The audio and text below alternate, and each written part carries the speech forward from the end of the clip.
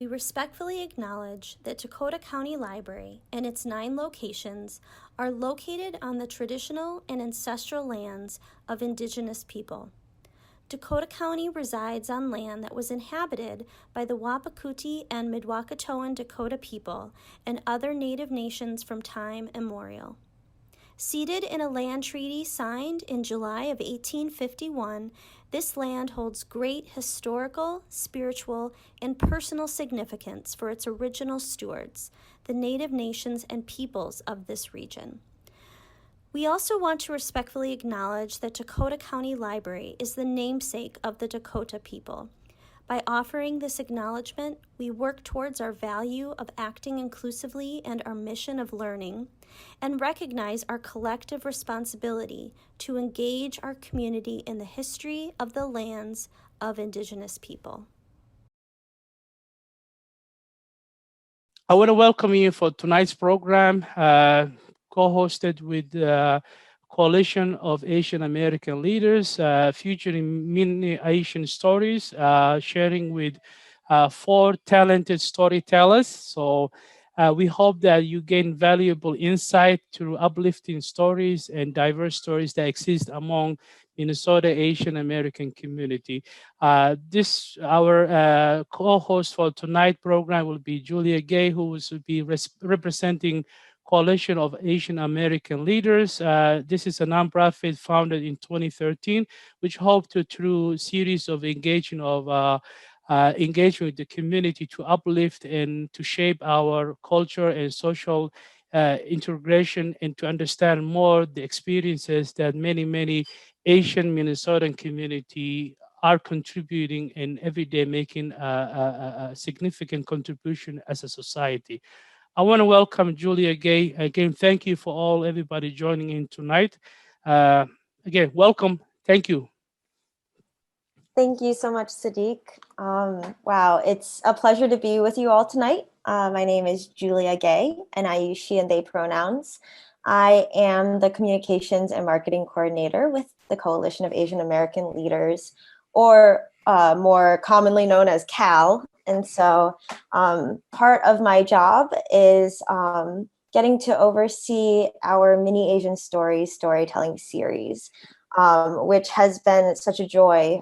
So every May, CAL works with community members to help share their stories. And through our social media and newsletter and events like these, we get an opportunity to uplift the wide diversity of stories and voices that make up what it is to be Asian in Minnesota. So that is a little bit about Mini Asian Stories. And this year in particular, we asked our storytellers to reflect on this past year, knowing that 2020 has been so heavy for so many of us in our community. And I think that I know Cal has been, and lots of us have been kind of in this crisis response mode. And so this is our opportunity to invite our community members to slow down and reflect on the ups and downs of this past year. So with that, I would love to kind of give an overview of what we'll be doing tonight. We have an opportunity to hear from 5 wonderful community members and storytellers tonight. 4 of them will be sharing stories, and 1 of them will be sharing a short film that she created this past year. And then after we hear from our storytellers, we'll move into a Q&A panel where we will invite storytellers to share a little bit more about their writing and creative process. And we invite you all to drop questions into the chat, and we'll take those as they come in. So that will be our evening. And with that, I will introduce our first storyteller. And since unfortunately or safely we are virtual at this time, we can't, clap and show our love in that way. So as storytellers are sharing, I invite you all to show your love, shower the storytellers in love through the chat, and they will have an opportunity to see your reflections and gratitude. So with that, our first storyteller is Monali Bhakta. Monali has worked with historically underrepresented communities to advocate for social justice causes and engage in the political process. She holds a BA in political science and English from Gustavus Adolphus College. All right, take it away. Thank you, Julia. So as an Asian American woman, an Indian American woman, I would say, who currently works in politics, and I often remember growing up with parents who immigrated from Gujarat, India, about 20 years ago. And as independent motel owners, the majority of my childhood was spent helping them maintain their small business. This motel is a constant reminder of their courageous sacrifice to settle in an unfamiliar country, so my younger siblings and I could have the abundant opportunities to live a fulfilled life for generations forward. And because of our mixed status immigration situation, I needed to have a sense of heightened maturity and appreciation at a young age, as it was my moral responsibility to serve as a housekeeper during the scorching hot summers when our motel was the busiest. One of my vivid memories was working with my mother and witnessing how the backbreaking labor worsened her physicality from her worn out face all the way down to her sore legs. Being an oblivious 10-year-old daughter, I asked why she had not seen a doctor. In an exhausted tone, she revealed that my parents' citizenship status prevented them from receiving state-funded health care like Medicaid.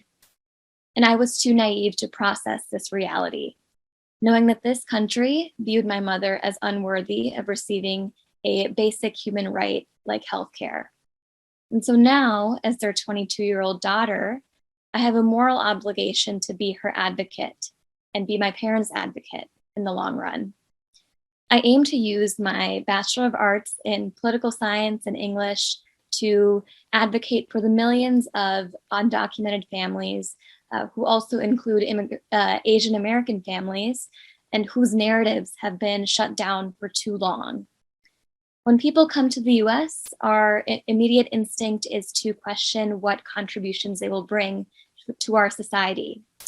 And living through this pandemic has made me reflect deeply on how to use political advocacy to elevate the narratives that need to be heard. In the future, I plan on attending law school to hopefully become an immigration attorney. And I want to be able to fight for people like my parents, knowing that they have fought so hard to exist here. And that's why this unprecedented year makes me driven to take action. And I feel energized by the hope and optimism to advocate for a brighter future so that our state can be a place for all Asian American immigrants to feel valued. Thank you. All right, thank you, Monali. Thanks so much for sharing. I really loved working with her and really encouraging her to speak from a personal space. So often we get a chance to speak in kind of our professional work realm, and this is Mini Asian Stories is really a platform for us to share our own stories and use our own voices to do so. All right, so our next storyteller is Pete Wong. Pete is an educator, podcast host, and coach.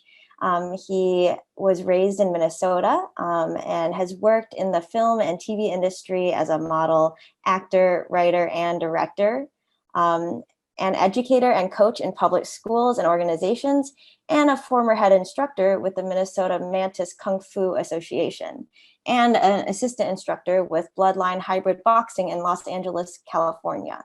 You can follow his work on Instagram at PK Wong and at www.unleashthebeast.net. And I can drop that in the chat. All right, so Pete. Hello, everyone. Thanks for joining us tonight. My piece is called I Am Because We Are. I met Orpheus Black, my mentor and best friend, while training with a mixed martial art group in Los Angeles. He welcomed me, but as I'd like to think, we both sought each other out. We enjoyed each other's company so much that we made much effort to be around each other more often. We made it our ritual. As our friendship grew, so did our comfort level. If I was afraid of asking him tough questions about his background and narrative before, the more time we spent together, the more eager I became to want to know him better. Just the same. Just the same, he would ask about me. Of course, both of us never considered each other as the only representatives of our cultures, but we shared a love and a pride for our people, including its history and traditions. Isn't that what friendship is? Isn't this what makes relationships a beautiful thing? When we come together to learn, to grow, to experience life, choosing not to be afraid, just to listen and share. Each one, teach one, is what he'd say. When we accept each other for both our similarities as well as our differences, and for who we are as we are, to be present and discover each other's truths and discover together. I have to admit, I never fully appreciated and accepted Black people before my friendship with Orpheus. I unfortunately grew up thinking they were bad people and that I should live fearing them.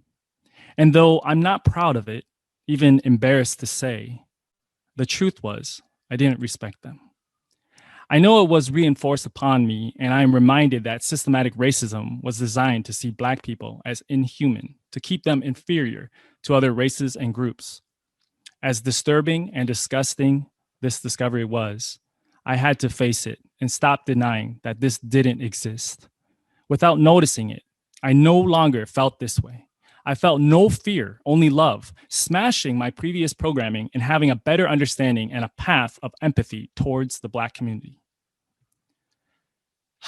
2020 was many things for many people. I never expected to return to my hometown, Minnesota. But after a post I made in response to the murder of George Floyd, I was asked to leave the place I was living at. If standing up and speaking up meant supporting my best friend, mentor, now family, I have no regrets for my actions or consequences.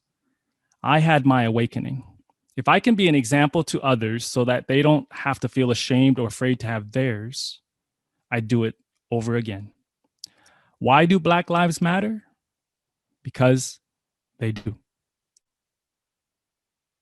Thank you.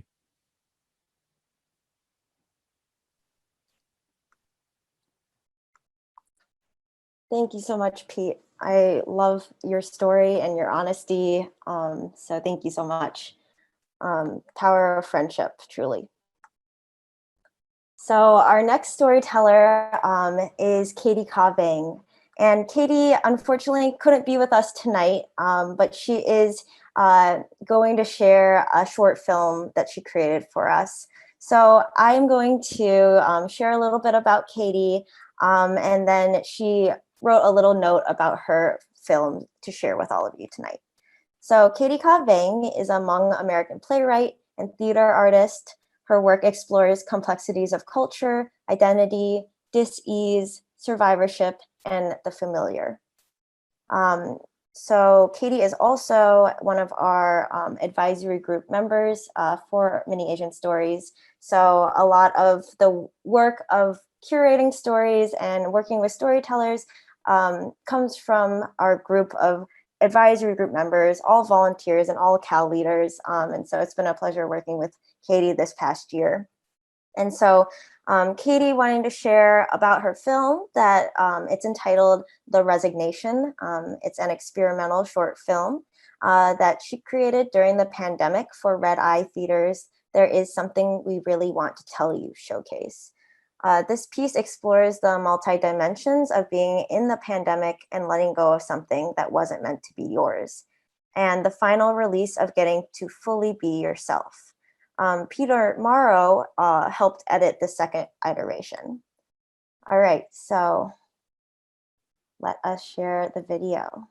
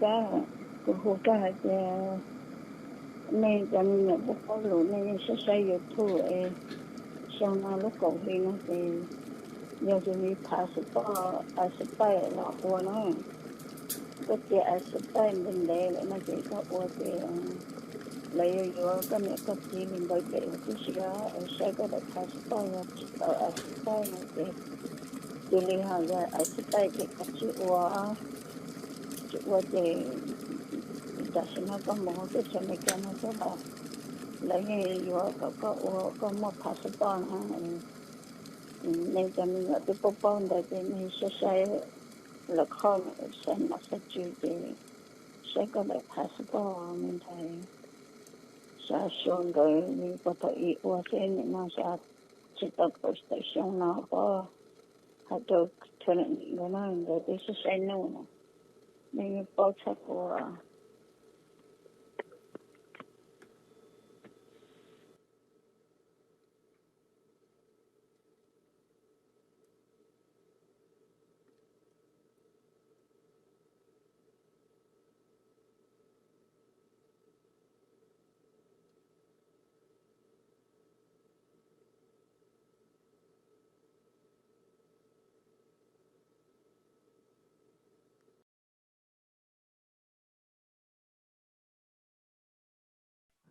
Wonderful. Thank you, Katie, for sharing. We can all send our virtual love to Katie for that beautiful piece. This year actually was the first year that we opened up submissions to Creative Reflections.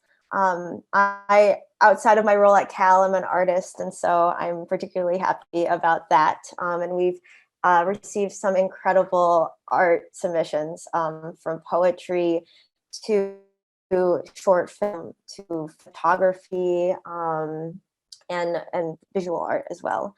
So definitely stay tuned for more Mini Asian stories as we release them, because some of the art that we are sharing as well is incredible. All right. So I'm very happy to welcome our next storyteller, Marlena Gonzalez.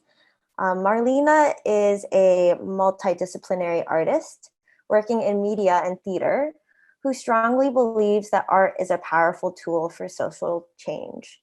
She has conceived and produced numerous international film festivals, multidisciplinary art exhibits, and performances for Walker Art Center, Intermedia Arts, the Minneapolis Foundation, and Asian Cinevision, among others. All right, so Marlena, you can hop on and we'll spotlight your video. Thank you, Julia. Sorry, my allergy kicked in a few seconds ago, so pardon me if I sneeze in the middle of this. So here's my story. As an Asian Minnesotan, specifically a Filipina, the pandemic has really taught me that when push comes to shove, when we are forced to shift our behavior in the name of our collective lives, I am willing to do what it takes to protect myself, my family, my community. But as an Asian, there's another layer lurking in the background, the fear of being targeted because of who we are. Suddenly, I'm reading body language when there are people around me, reconnoitering the area with my eyes to see who is examining me. Often on weekends, I would take my mom for a drive, and she loves going to Goodwill. So it's a treasure hunt for $1.99 finds, and she can take her mind off reality for a moment, looking at interesting secondhand items. And the grocery cart acts as a walker to keep her balance. It's good exercise for her. She gets her 10,000 steps in. The weekend after 6 Korean women were among the 8 killed in a mass shooting at 3 Atlanta spas was a weekend I decided to take my mom to Goodwill. As my brother handed me the car keys, I noticed that it felt colder in my hands. He casually said, "Just stay alert." For the first time, I felt concerned about bringing my mom out. 2 Asian women out shopping, we would stand out. When we reached the Goodwill store, I tried not to act too paranoid.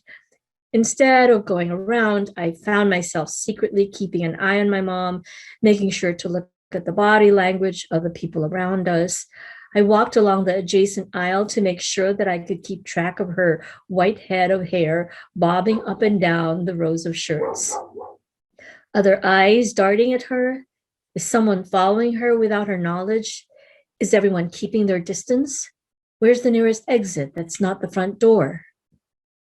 Even though I'd felt followed before while shopping, this feeling was new. In the past, I was just annoyed if I noticed a salesperson tracking my actions. But this feeling was different. Nothing happened that day except for the invisible sense of melancholic resentment that washed over me. I did not want fear to win. The simple moments I spend with my family should not be tainted with fear. We are not in a war zone. It was just a simple, ordinary Saturday afternoon.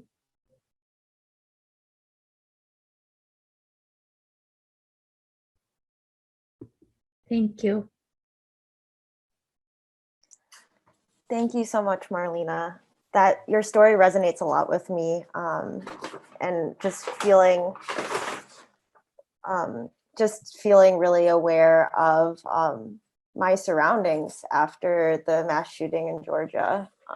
I think a lot of us who identify as Asian, and especially Asian women, felt that way after. All right, thank you. Our last but not least storyteller is Philippe Tao. And Philippe is a queer second-generation Hmong American writer based in St. Paul, Minnesota. Philippe received his bachelor's in public relations and advertising, as well as a minor in LGBTQ studies from DePaul University in Chicago. He works in advertising as a copywriter by day, but pursues freelance and personal writing on the side as a way to make a sense of his queer Hmong identity. His work has been published in Teen Vogue, Catapult, and Chicago Tribune. You can read more of his work at philippetao.com. Thank you, everyone, for being here tonight. My story is called Memories at Dragon Lake. Hmong elders have always warned us not to get too close to the waters of Lake Phelan. There's a dragon down there, they tell us. Apparently, this dragon lives down in the depths underneath the waves, lurking for their next soul to take. I recently moved back to St. Paul in September after 6 years in Chicago. After watching my grandmother's funeral through Zoom, I wanted to be closer to family. I couldn't fathom saying any more goodbyes through a screen again. But what does it mean to return home when your elders have passed and your parents are aging? When your siblings are grown and your friends have their own families? The last time I lived here, I was still an innocent child. Now, I'm in my mid-20s and disillusioned by a global pandemic. It felt disorienting to not have a sense of familiarity to cling on to. And so, I spent my weekends walking around Lake Phelan in search of belonging. As I made my trek around the water, I saw Hmong families walking side by side one another. Some grandmothers looked like mine. Children chased each other like me and my cousins once did, and young couples shared a love that I yearned for. I didn't have to look into the water to see reflections of my own family, generation after generation. I wonder if that's why so many Hmong people come to Lake Phelan, despite the lore. Maybe it's not the dragon that we fear, but the possibility of what it will take from us. Our loved ones, our stories, our dreams. You're never truly ready to say goodbye, but you'll always find memories in the faces that cross your path. Thank you.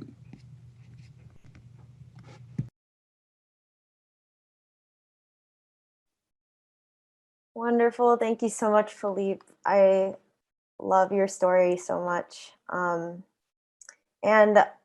for all of these stories, we'll be featuring them on our website and social media. Some of our stories that we've heard tonight, we've already published, and some of the stories are sneak peeks, and you gotta hear them before we've officially shared them. So stay tuned for the whole month. Yeah. And before we go into our next section, I want to invite us all to take a moment. Let us close our eyes and visualize an image, a word, or a feeling that has come up for you from these stories you just heard.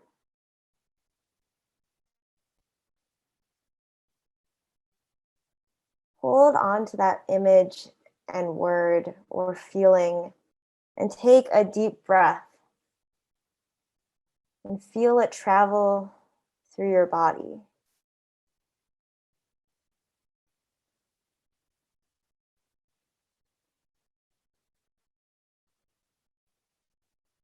Now you may open your eyes, and if you feel moved to do so, please drop into the chat that word or image or feeling that you just meditated on.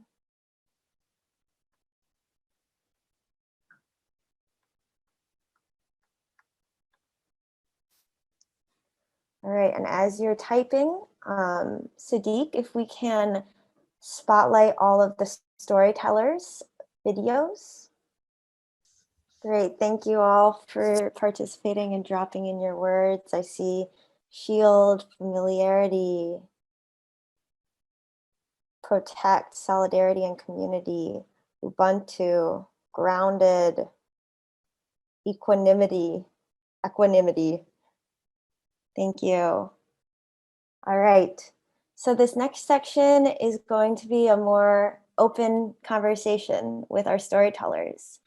I wanted to invite our storytellers tonight to share a little bit more with us about their inspiration for writing their story. And also if you have any thoughts about why you particularly feel it's important for Asian Minnesotans to share their stories at this time. So I think let us go in the order that we shared our stories. So we'll start with Monali and then go from there. And this audience will give you a chance to think about some questions you have for our storytellers. And as they come up for you, please drop those in the chat so we can continue our conversation. All right. Yeah, so in terms of my story, I'll just start in terms of saying that, like, especially when I was growing up, had, when I was growing up and when I went to school and was surrounded by my peers, a lot of people just like, I think a lot of children who don't understand like the social say of like immigrants coming to this country and trying to make a living for themselves, and especially like our parents who are doing that, especially coming from Asia and immigrating here. I think the inspiration for my story came from trying to combat that narrative that just because my parents are motel owners or our house might look physically big, it doesn't mean that like we're living in a life of paradise, if that makes sense.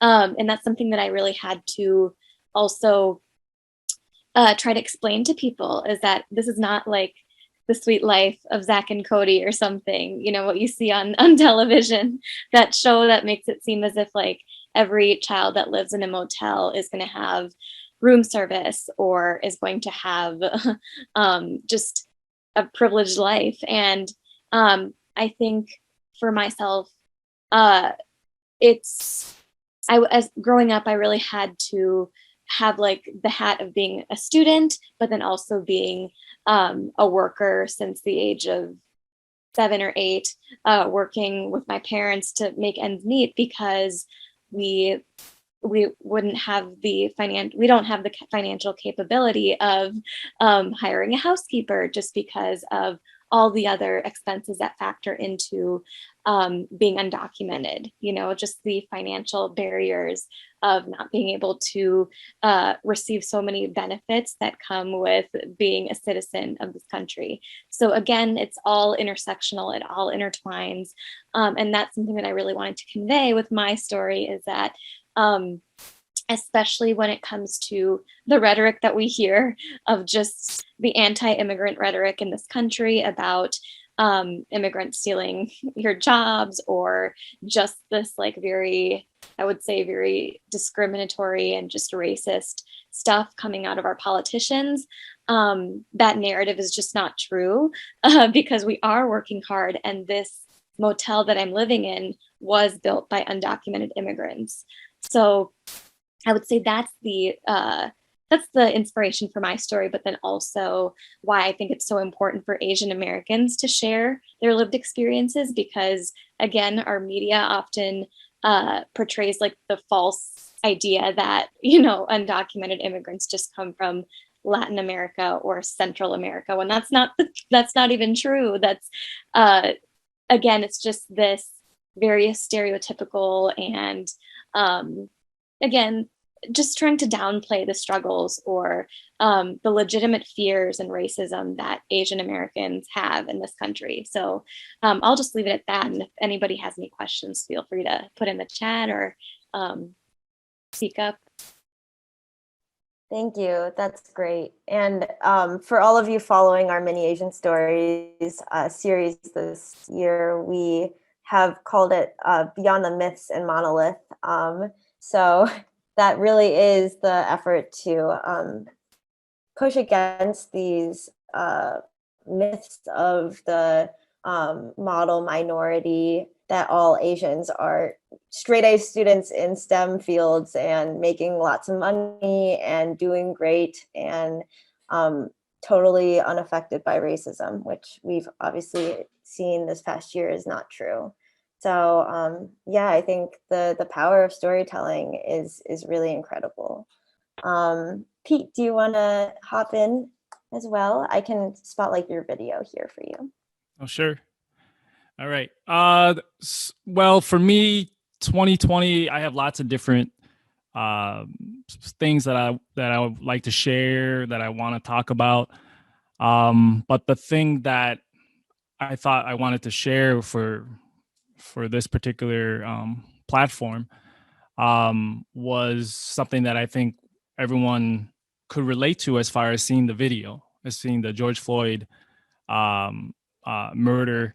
And so it was a Sunday morning, and I had caught the video on Instagram, and I had been going through a lot of just questioning, my friendship with Orpheus. But I felt like I wanted to say something. I felt like I wanted to take a stand. And I didn't know that 5 minutes later. So I posted on Facebook. And then at the end of it, I quoted Malcolm X's By Any Means Necessary. And about 5 minutes later, the lady that I was living with, she sent me a text and she was like, "Can I talk to you about the post you just made?" I was like, okay. I didn't even know she was on Facebook actually. So we had a healthy conversation as adults. I'll leave it at that. She shared with me her thoughts. I shared with, my thoughts. But she took what I had posted personally and asked me she gave me 30 days to leave the place that I was living at. So it was the last thing on my mind. And so it was pretty traumatic. The reason why I want to share this story is because I didn't know before, but I definitely knew because of the choices that I started making, or the choice that I began to make. And I felt like a lot of people might have these thoughts, these like feelings of shame, these feelings of like vulnerability. They don't know, how to talk about these things. I still think that there's a lot of Asian communities that have a lot of issues with Black communities, or, vice versa, and all the above. But I just can only speak from my personal experience. And I wanted to make a stand, and like my post, I felt like there's a sense of urgency. So I am, it's very important to me, and I hope that my story helps people feel safe to be who they are, and start asking questions and start talking to people, and learning from each other. But I know sometimes it can be a very tricky space to maneuver. So I hope that my story can be a kickoff point for you to believe that it's okay to find your whatever you need to learn, or whatever, the empathy, maybe you already have it, but you can share it with other people. So that's pretty much it. Yeah. Thanks. Thank you so much, Pete, for your reflections. All right, Marlena, would you like to share? Yeah, I think the story was not, for somebody who writes and also does a lot of intellectualizing and theorizing and creating these big events where other people can have a platform to share, that it was important, I think, to cite that the public is personal and that the political is personal. And by sharing my very seemingly ordinary day, I wanted to also share that we all have to have an awareness of the turning points in our life. George Floyd had a very ordinary day until that moment. The women at the Atlanta spas were also just having a normal, ordinary day until that moment.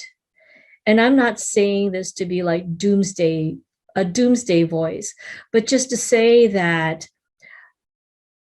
every moment that we have a chance to highlight instances where we feel like we are being disengaged or rejected or targeted, that there's nothing too small to report, nothing too small to share. That afternoon with my mom, we've done that so many times. The one thing that was different that day was when my brother handed his car keys, and it really felt cold. It was such a visceral moment for me to understand that I thought I was just reading the news, sharing the news, working in media and theater, and that was that. And did not realize until those keys hit my skin that I realized that this was as close as it could ever be. And whether or not something happens to us, we all still have the responsibility to speak up about it and to share, and so that other people don't feel like isolated or like feel like their story is not important. I think we have a reputation of not sharing too much, like, oh, it was nothing. Nobody really got hurt. But the hurt that happens that's invisible is more insidious than the visible ones that are covered internationally by media. because that's where it starts. And if we can nip it in the bud, we can stop the broader violence that we're starting to see right now against people of Asian heritage, of people of Black and brown skins. So that's all I would share about that story. Thank you, Marlena. Yes, that was so eloquently put. I think we asked storytellers to reflect on the past year, and we put a limit of 300 words maximum. So that was kind of an impossible task alone. And so what I found in working with storytellers is that really what Marlena was saying, the power of actually zooming in onto a moment, something as mundane as going to Goodwill on a Sunday, and how that moment highlighted to you how uniquely you experience that moment as an Asian Minnesotan. And so I think sometimes when we zoom in, it actually speaks to this broader conversation of what it means to hold our identities. And very much so, being Asian in Minnesota is political. And so I think that these stories are so powerful in that way. So thank you, all of you, for sharing and being courageous enough to share your story, because we have seen a decrease or not lower numbers than the actual incidents of anti-Asian racism that are happening. And it's because things like this, little things happen to me sometimes, and I brush it off, like Marlena was saying, and think, oh, it's no big deal, or we have tough skin, because you have to have tough skin in America as a person of color. And so a lot of incidents go unreported that's one of the reasons. So Philippe, do you want to add to the conversation, share a little insight about your story? Yeah, thank you everyone who has shared their inspirations before me. I will piggyback off of what Marlena and Julia were talking about zoning into specific moments. And I think for me, it was, walking around this lake that has such a significance among the Hmong Minnesotan community. And I think for me, and I'm sure others can relate, the past year with the pandemic and the uprisings, it does feel like really disorienting, and you really do question your space in the world and the people who come and go in your lives. And then to couple that with the immense amount of losses of, friends, family members, the lives lost to COVID-19. And so I think I was inspired to write my piece as a way to reflect on, before, none of us knew the pandemic would hit so abruptly. And so over the past year and a half, you just hear about people in your lives or others' lives who've passed on, and you realize you never really had the moment to say goodbye to them or see them one last time. And so I just really, when I was walking around Lake Phalen and seeing other people who looked like characters in my own life, it just made me, miss those people, but also made me realize to really cherish their presence in any way or form that I can. And then I think the second part of the question is, I think it's important to tell stories, because it's a way of also honoring our ancestors and our elders who may have never had the opportunity to tell their own stories. And so it's just kind of like a way to connect to those who've come before us and to honor them. So I think that's all I have to say.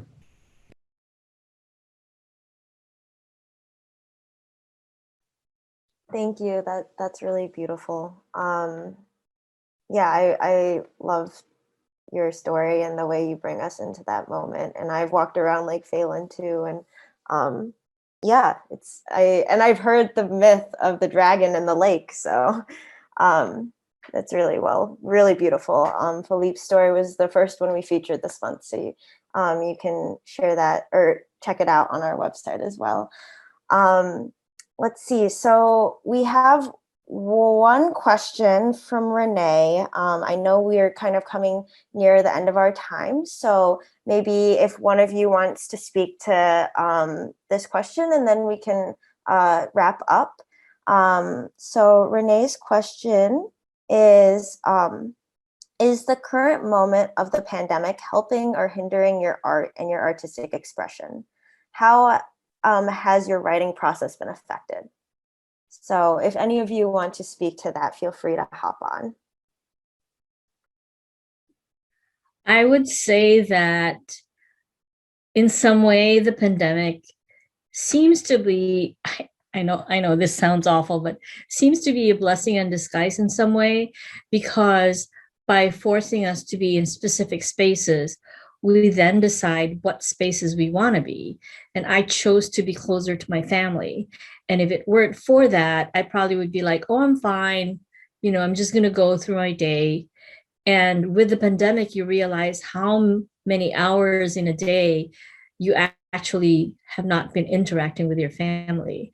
And it also gave me time for reflection. I think that I was being more creative and having a lot more ideas and a lot more writing space than before, because you weren't shuttling back and forth between train stops and bus stops. But yeah, I think as writers and creative thinkers, we take what's there and put it into the soup that we're trying to make. And now part of that soup is being isolated from each other and being closer to each other at the same time.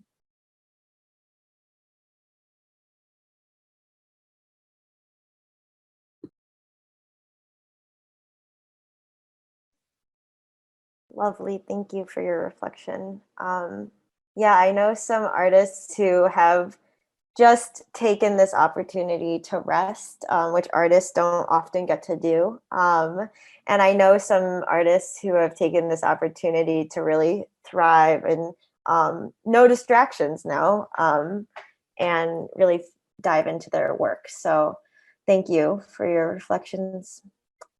And with just 3 minutes until 8, I kind of want to close us out and invite you to stay engaged with Cal's work and Mini Asian Stories.